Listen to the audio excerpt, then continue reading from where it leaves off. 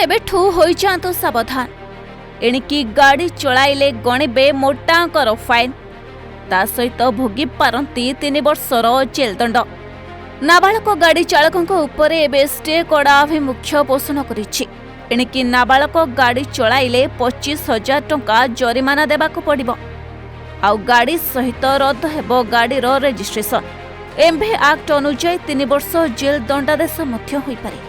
आउ कैमेरा रे जदि धरा पड़ुछंती तेबे कड़ा कार्यानुष्ठान ग्रहण कराଯିबो। गतकालिठू वर्तमान सुधा प्राय 83,50,000 टंका जरिमाना करा जायछि।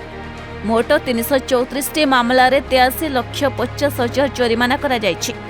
एथिसहित 138 गाड़ी मध्य होईछि जब्त। कटक रे सर्वाधिक 27 जन धरा पड़िछंती। एने सांबादिक सम्मेलन रे परिवहन विभाग अतिरिक्त कमिशनर सूचना प्रदान करिछंती।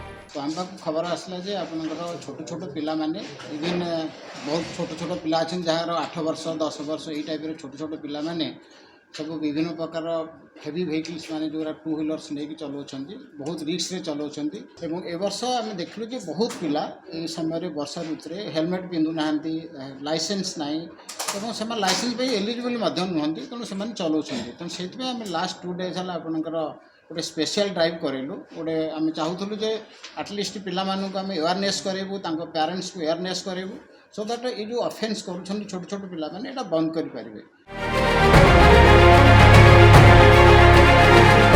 वास्तव में एमिति पदक्षेप नेबा पछरे रहिछि दुर्घटना को कम करिबा। कारण वर्तमानर समय अधिकांश नाबालक गाड़ी चलाउछंती। द्रुत गति रे गाड़ी चलाइबा द्वारा विभिन्न प्रकारर दुर्घटना घटुछि जहा फल चली जाउछि अनेक निरीह जीवन। और एमानकु साबाड़ करिबा पई एबे एमिति किछि पदक्षेप ग्रहण करा जायछि। कटकरु सुब्रदास को report, Odisha Bhaskar. OIFTSM fire and safety institute अग्नि निरापत्ता तालीम नहीं बड़ बड़ शिल्पानुष्ठान रे गढ़ंतु निजर भविष्य।